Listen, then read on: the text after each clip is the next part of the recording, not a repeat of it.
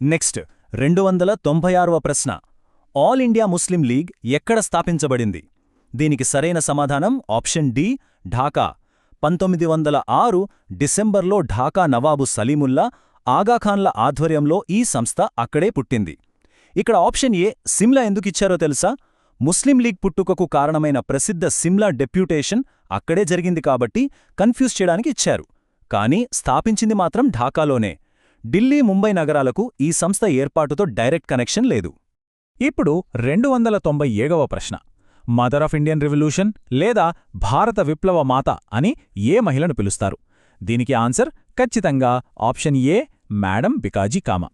1907లో జర్మనీలోని స్టుట్గాట్లో మొదటిసారిగా విదేశీ గడ్డపై మన త్రివర్ణ పతాకాన్ని ఎగురవేసిన ధీరవనిత ఆవిడ. మిగతా ఆప్షన్స్ కూడా చాలా ఇంపార్టెంట్, గుర్తుపెట్టుకోవాలి. యానీ బిసెంట్ మనందరికి తెలుసు, హోమ్ రూల్ ఉద్యమానికి ఆద్యురాలు.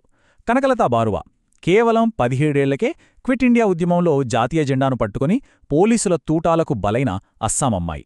ఇక బేగం హజ్రత్ మహల్ 1857 సిపాయిల తిరుగుబాటులో లక్నోలో బ్రిటిషర్లకు ముచ్చెమెటలు పట్టించారు. సో వీళ్ళందరి చరిత్ర చాలా గొప్పది. 298వ ప్రశ్న. క్వీన్ విక్టోరియా గౌరవార్థం ఢిల్లీ దర్బార్ నిర్వహించిన బ్రిటిష్ వైస్రాయ్ ఎవరు? Answer option A, lord Lytton. 1877లో దేశం కరువుతో అల్లాడిపోతుంటే ఇతను మాత్రం క్వీన్ విక్టోరియాకు కైజరే-హింద్ అనే బిరుదు ఇవ్వడం కోసం కళ్ళు చెదిరేలా ఈ దర్బార్ నిర్వహించాడు. మిగతా వాళ్లను చూస్తే రిప్పన్ స్థానిక స్వపరిపాలన తెచ్చాడు, ఫ్యాక్టరీ చట్టాలు చేశాడు. నార్త్ బ్రూక్ తన టైంలో ఆదాయపు పన్నును రద్దు చేశాడు. ఇర్విన్ గురించి చెప్పాలంటే 1931 నాటి గాంధీ-ఇర్విన్ ఒప్పందం గుర్తొస్తుంది కదా, అదే అన్నమాట. Question number 299. 19వ శతాబ్దం చివరి నాటికి భారతీయ పారిశ్రామికవేత్తల చేతిలో ఉన్న ఏకైక ప్రధాన పరిశ్రమ ఏది?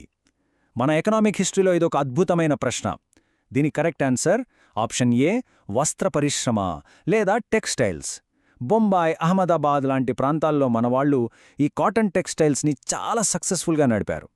మరి మిగతా ఆప్షన్ల సంగతేంటంటారా? చూద్దాం. జూట్ అంటే జనపనార పరిశ్రమ. ఇది పూర్తిగా బెంగాల్లో ఉండేది. పైగా 100% బ్రిటిష్ వాళ్ల గుత్తాధిపత్యంలోనే నడిచేది.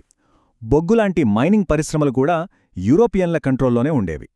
ఐరన్ అండ్ స్టీల్ విషయానికొస్తే అప్పటికి అవింకా పుంజుకోలేదు.